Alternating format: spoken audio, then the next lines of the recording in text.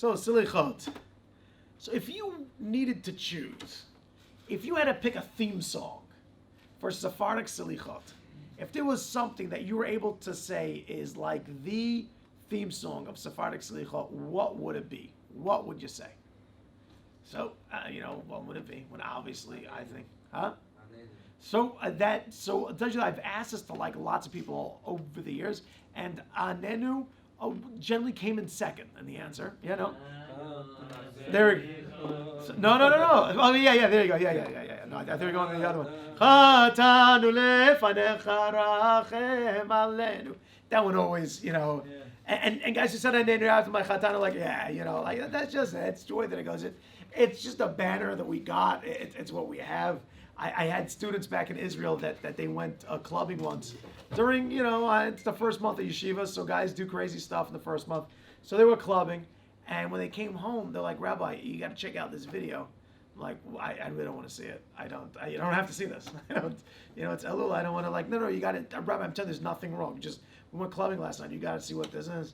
So I give a look, and it was very wrong. I should not have seen it. I should not have looked at it. They were obviously desensitized to everything. But the weird part was, it was a club. It was guys and girls just being crazy with each other. But the DJ was blasting in a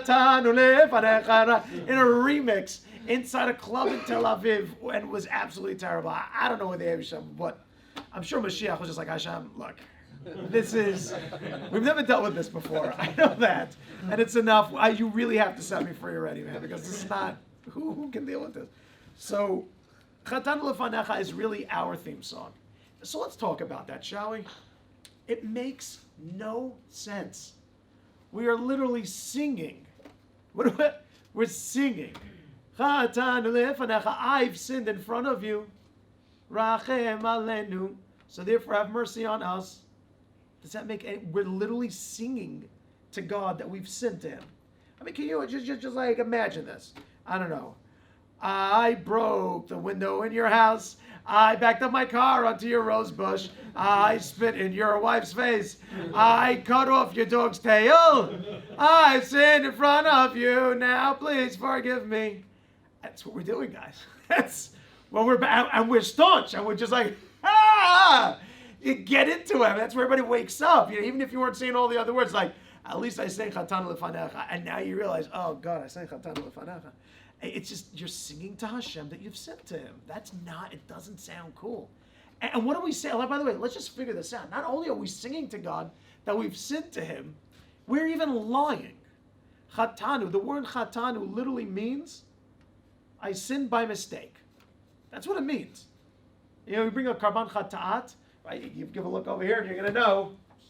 Go into the Karbanot. This is absolutely amazing. Mom is absolutely amazing. So much. I know. I'm really amazed. I mean, kol hakavod. So if you look up the Karban Chatat, the reason why it is brought is when you do something by mistake. You broke Shabbat by mistake. You didn't know you bring a Karban Chatat. Chatanu, the word Chatanu literally means I've sinned by mistake. Did we sin by mistake? So for some of it, yeah, some of it was a mistake. But a lot of it was not a mistake. A lot of it, we knew what we were doing and we sinned on purpose. So why is that cool that we're saying to Hashem, Chatanu lefanecha? It's just not true. Before Yom Kippur, right at the beginning really of Yom Kippur, after Kol Nidre, we're going to say these words, Kol ha'am bishgaga. We're going to say that everybody is shogeg. Everybody sinned against you by mistake. It's not true. And yet we say that. Kol ha'am bishgaga. We say, I can literally say, Hashem, everybody, now it's a pasuk in Navi, but Lamasa, we say it. Everybody sinned by mistake. How do I know if you sinned by mistake or not? But I'm saying that. Yeah, no, everybody's by mistake. That's it. Doesn't make any sense. So obviously we have to delve a lot deeper into this and to understand our theme song. Understand Chatanu Lefanecha. So let's get this straight. So Hebrew, or Lashon HaKodesh really, owes nothing to the English language. When we try to expound, when we try to translate a Jewish, a Hebrew, a Lashon HaKodesh word, English doesn't really do it justice. It can't. I don't know. If I asked you, what makes Superman amazing? what is the most amazing thing? Like, just tell me, what is Superman? Like, if you can find a word, something, encompass the awesomeness that is Superman. If you say to me, well, he's got red boots, I'm like, dude, that's it? He's got red boots. Well, he's got a red cape. Like, all right, that's that. I mean, that's all you got. Meaning, does Superman have red boots? Yes. Does he have a red cape? Absolutely. Is that how you explain Superman and the awesomeness of course not. If all you use is the word sin by mistake for chatanu, it's like you gave the word red boots. You didn't explain the awesomeness of chatanu if that's what you got. So what is the awesomeness? What is the incredible translation, the idea of chatanu? So my Rebbe of Berkowitz would tell us. Chatanu literally means I'm lacking.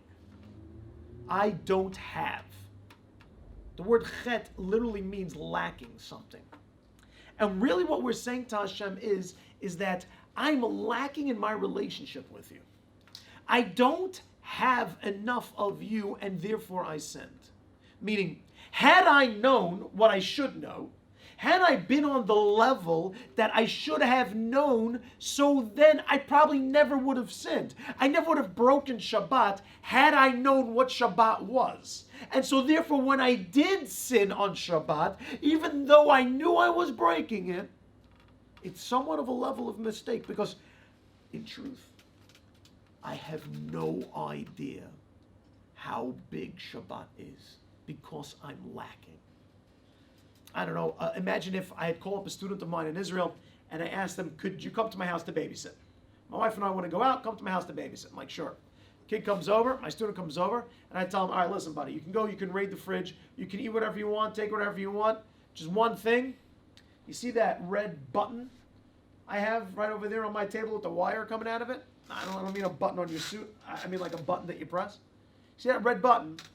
Whatever you do, don't press the red button. Now, was I clear? Was I clear? Right? Was I clear? I think I was clear. Don't press the red button. I don't tell them why. Just tell them don't press the red button. Then my wife and I go out. We go to dinner. We go to have a good time. Go out to eat. My student is standing there, and he goes gets himself a drink out of the thing, and he's just hanging around. And he starts looking at that red button. He's like, oh, that red button looks so shiny. Oh my God, it's so shiny. Oh, it just wants to be pressed. It's what it's saying to him. And he's just like, no, but Rabbi Ari said, no, Rabbi Ari says no a lot of things. And he can't control himself, and he goes and he presses the red button.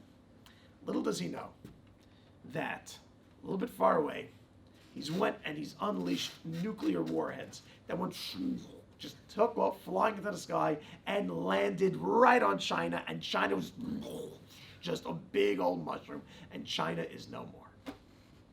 I come home, he's like, Rabbi, I just got to tell you something. I'm so sorry, but I had to press the red button. I'm like, oh, good God.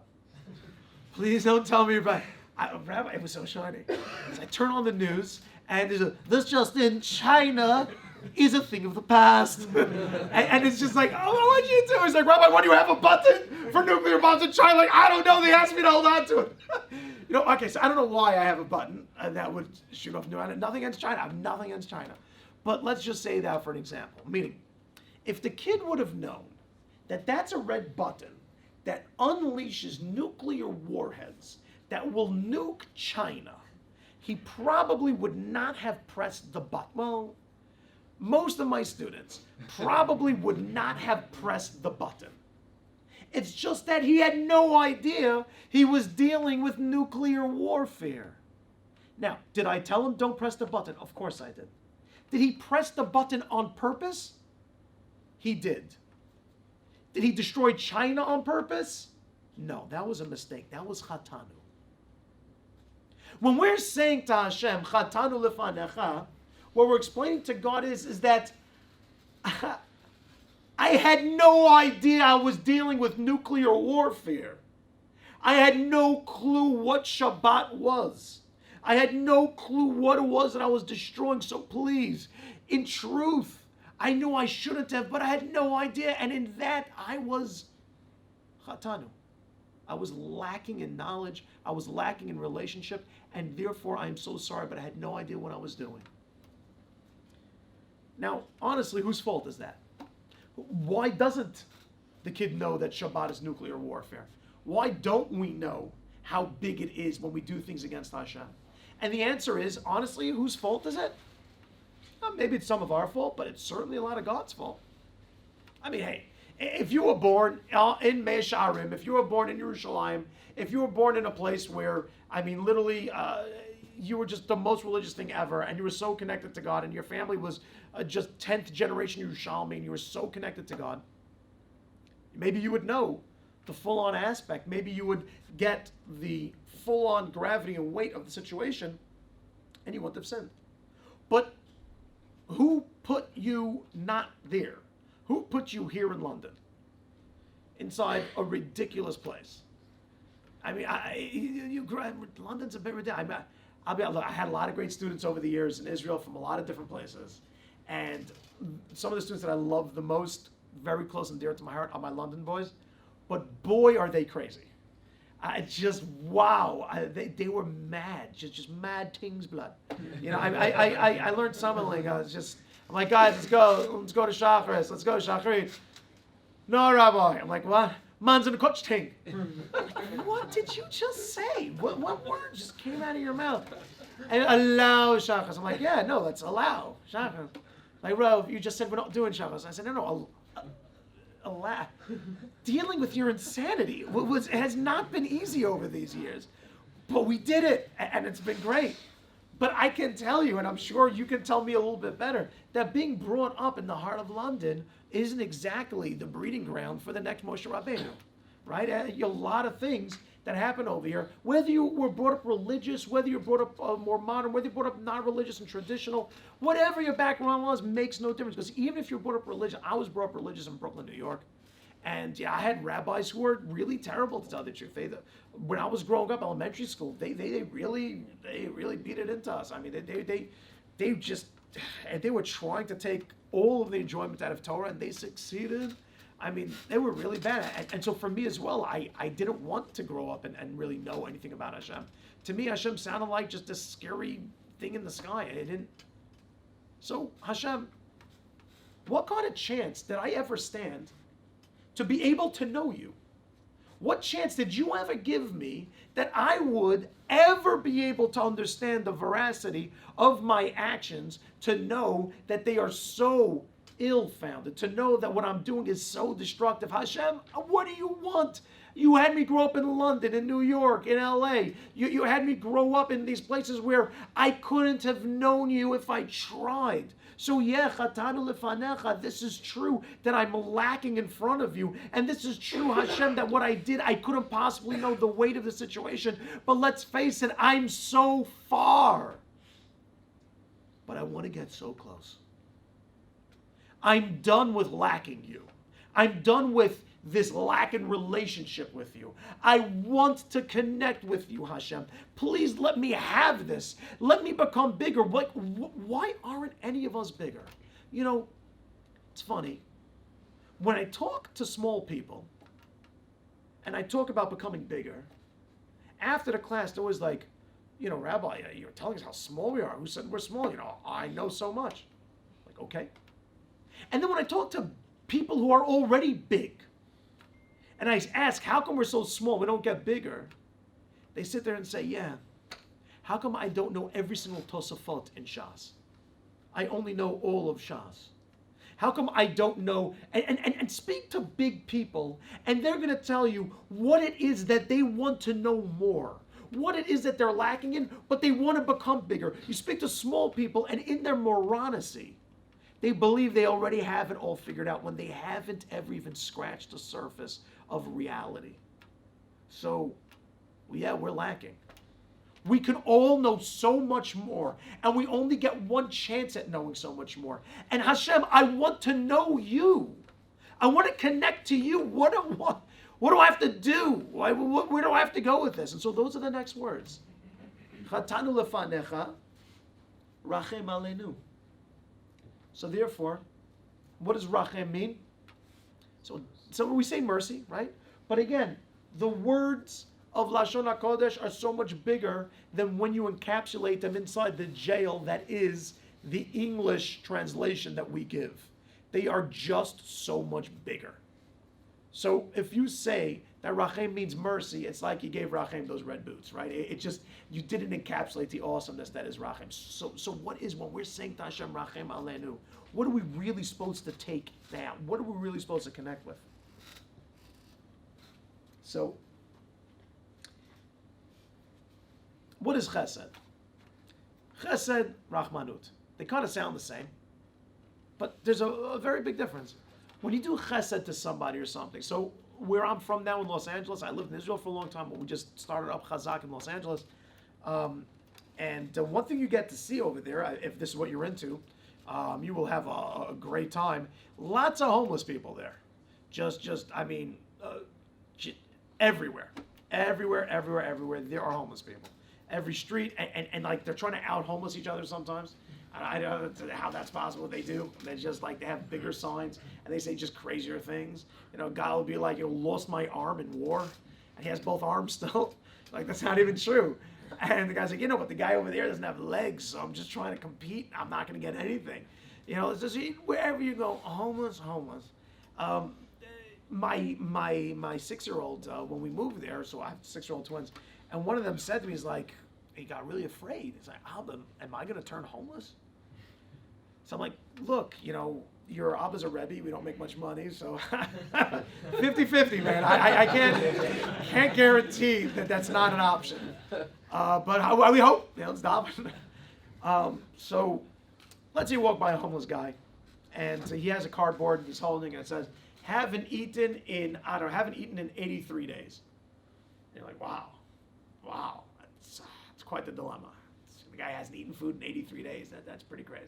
So you feel bad. You take $5 out of your pocket, and you put it into his cup. You're like, dude, here you go. The guy takes out the $5, and he goes running up to a liquor store, and he buys whatever he could with $5. He buys a liquor for $5, whatever he can get, and he quickly opens it up and he just drinks it down. Are you upset at this homeless guy? Are you like wrecked because this homeless guy did that? So you shouldn't be too upset, gotta be honest. What were you expecting? I mean, you were hoping he'd buy a sandwich. You're hoping he'd buy himself some food. But now that he went and did that, are you shocked? No, because let's face it, you gave him the $5 and you figured he'll do whatever he does with it. I hope he gets a sandwich, but if he should do something else, he'll do something else. You weren't really depending. Like, if you see this homeless guy become a billionaire in a few years from now, the guy's holding a whole press conference, you're not going to turn to someone and say, like, look, I don't mean to brag, but it's kind of a big deal that I'm actually the one who set him on this path. A few years ago, I gave him $5. You're never going to do that. You didn't invest anything in this guy. You were hoping he would do the best. So chesed is just giving, without expecting of return or anything else. That's chesed. Rachem is something else.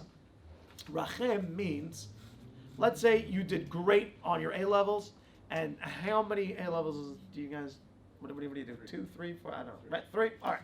So you aced all 3 of the A-levels, and you want to become a doctor. So you don't have much money. You go up to one of the billionaires in the community, multi-billionaire. You go up to him and you say to him, look, I passed all the A-levels, flying colors. Here's a phone number to all my teachers. You're going to hear I'm an amazing student. I really want to become a doctor. I want to cure cancer. I want to and I don't have the money for pre-med. So I heard that you help out people. Could you help me out with that? And he said, he gives a look and he calls and he finds out you're a really great student. And so he says, look, I'm going to give you a scholarship. You don't have to pay it back, 50,000 pounds, whatever it is, to go to pre-med for the first year. Thank you so much. Go to pre-med. And he finds out, he checks up on you 6 months later, and he finds out that you're screwing up. He finds out you're not going to classes, you're drinking way too much, you're sleeping through stuff, you're failing all your classes. Does this rich guy have a right to be upset at you? Absolutely has a right to be upset at you. Now, we're talking about a billionaire. For him, $50,000 isn't nothing, right? We're all billionaires, so we all know. $50,000. What is this? What is it? $50,000 is nothing. So he doesn't really care much about the $50,000. Why is he upset? What right does he have to be upset at you? Very simple. He invested in you. He said that I didn't give you this money as a handout. I gave you this money because I expected Yeah, I mean, you're going to do something amazing. That you're going to become a great doctor. I expect a return out of you. Rachem means, God, you give us for free, but you expect that we're going to do something with it and become great. That is Rachem. Chatanu lefanecha. We're saying to Hashem that I am lacking in front of you. I don't have you. But Hashem, please, Rachem aleinu. Invest in me. I'm a worthwhile investment. I really am. I want to know you so badly. I want to connect to you so much more. Please invest in me. I'm lacking you. Guys, lacking isn't just this concept where we could know so much more or we're lacking in knowledge. Let's just take lacking a step deeper. There's this, unfortunately, I had cancer twice in my life. And when I was 24 years old, I had something called a stem cell transplant, which basically I got like a new lease on life. They take stem cells, they put it inside you. And a part of, so I've told my story here in the past, but a part of the story I didn't tell is that there's a rabbi in Queens, New York, a great rabbi. He has a yeshiva over there where he literally takes kids from public school and he brings them into school and he brings them to Israel, and he changes their life. Thousands of kids have gone through his school. And this rabbi and my father are very close. They're best of friends. We live down the block from each other. And when I got sick the second time, his wife also got sick the second time. And as I was getting better, she was unfortunately getting worse. And I remember just trying to, like, give her chizuk, wasn't. And finally, after my stem cell, after transplant worked, and I was feeling much better, she started hospice, which basically means it's the end of the road. And then she was no more. She passed away. And I just, at the time, I remember it hit me very hard. But I didn't get the full-on concept of it until much later. About 8 years later, I had the zechut of having yeshiva. Rabbi David used to send me a lot of boys to that yeshiva. A lot of the London boys used to send me boys. And there was a great yeshiva. And this rabbi came, and this rabbi brought his boys to yeshiva to come and to check it out. And I said to the rabbi, like after the boys checked out the yeshiva, I said, "No, so you're here? Are you doing some touring? Are you going around? Are you seeing the sights?" And his response to me is something that literally, these are things you can't learn. These are things you just experience, and then you give over to others. He said to me these words. He said, "I'm not going around anywhere to tour anything because what's it worth? I don't have anybody to share it with." He said, "We used to come to Israel, my wife and I, and we used to watch the sunset together, and when you share that with somebody, it's amazing." He said, "When you don't have your love to share it with," he said, "I can't, it hurts too much, so I don't." When I say you're lacking Hashem, or we're lacking Hashem, Hashem is supposed to be our love. Hashem is supposed to be in every instance of our life. There's supposed to be nothing in our life that is lacking God. We're supposed to share every moment, every joy. You're supposed to look up and say, "Hashem, look, this is happening." And every unfortunate time, we're supposed to look to Hashem and say, "This is happening, but I know that you're with me." We're supposed to share Hashem like with our children and say, "Look, Hashem, our kid's growing up beautifully." Or if our business is Hashem, our business is doing well. When I say vechatanu, when I say we're lacking Hashem, I mean to say is that we don't have Hashem in every moment of us, and we should. It's amazing when we do. So I want that. So please, Hashem, invest in me that I can have that. But how does Hashem invest in us? What does it mean that Hashem is going to invest in you? So we got just honestly like a minute or two left. I don't want to start Selichot late. It's late enough. So let's just, the last 2 minutes, let's think through this idea. And please follow me. Nothing in life is going to be worth anything unless the way you do it is you take it serious. I've had plenty of students from Israel who were druggies. Just, oh my God, they would get high on everything. And just the worst. And then like the next day when they finally weren't high anymore on whatever they were shooting into their veins, afterwards, they would always say to me, "Rabbi, I'm so sorry. Never going to do it again." Did they do it again? Of course. But they said they're not. And the answer is, because they only came to me with passion. They really meant it. They genuinely meant they didn't want to do it again. But they came with passion without a plan. Passion without a plan is worthless. It doesn't go anywhere. The reason why you may have had Rosh Hashanah after Rosh Hashanah and you stayed the same person and you never felt change, you never felt growth, it's not something that you looked back from last year and said, wow, I'm so much bigger. If you haven't looked back and said, I'm a much bigger person, it's because you came to God with passion without a plan.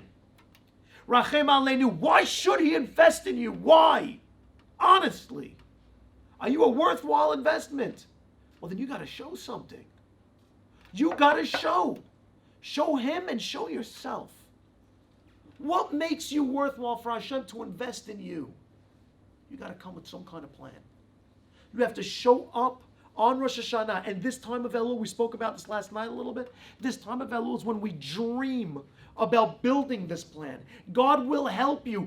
Beg him by Atachonin Ladam Dat. Say, give me the brains so I can figure out what is it that I have to change. What is it that I have to use to grow, Hashem? I want to become bigger. I got this big plan in my life. I've dreamed and I want to become big. I want to become this great person. But I need the ability. And you need a plan. Figure out a plan. What's holding you back? Are you an angry person? Start to work on the anger. Are you a selfish person? Are you an egotistical person? Are you a lazy person? Are you a depressed person? Are you a jealous person? What is it that's holding you back from that awesomeness that's lying dormant inside you? Hashem has given you this piece of God, and he's saying, I made you amazing. What you have inside you, you can't possibly imagine. Lying dormant within you is godliness itself. And you're allowing something as small as your anger problem to never let that come to the fore. Get past it. So come in with a plan and say, this is how I plan to get over anger this year. This is how I plan to not be jealous this year. This is how I plan to learn more this year. And to be honest with everybody in this room, and with this I really will end, I think that this Bet Midrash is a perfect plan. And I'm not just trying to do it to like give chazak, like an extra punch in the arm, but to say to yourself and to come to God and say, I plan this year to come to the Bet Midrash. If you're coming no times a week, I'm going to come once a week. Now, I think Rabbi Moshe said you got to make a stronger commitment. Where did Rabbi Moshe go? I don't know. But I don't know what the commitments are here exactly for the Bet Midrash. But, whatever you speak it out with the rabbis, but you commit to that. Just think about it. You could know so much more if you learned even just once a week with a rabbi over here in the Bet Midrash, that this time next year, you're going to turn around and say, I'm such a bigger person. I know so much more. I learned a Ramban on the Parsha each week, and now I know 30, 40 different Rambans in the Torah. I mean, wow. I don't know yeshiva guys who know 30, 40 Rambans in the Torah. But if you sit down with a rabbi and go through a Ramban each, I mean, wow. That's amazing. What you can accomplish with that, just the amount of relationship that built with Hashem. And Hashem's response to that is, give a look. This kid, this guy, look at what he's investing. God turns to the angels and says, if he's investing that, so then we got to invest in him. We got to give him a life this year. We got to give him money. We got to give him health. Oh, and by the way, remember when we were going to break his mother's leg to wake him up a little bit? No, let's cancel that. Don't got to break her. I mean, look, the kid's awake. You remember we were going to make his dad lose his job so that he'll finally look up to us and say, God help me? Let the dad make a lot of money this year. He doesn't, that's it. He's good. He's awake. He's alive.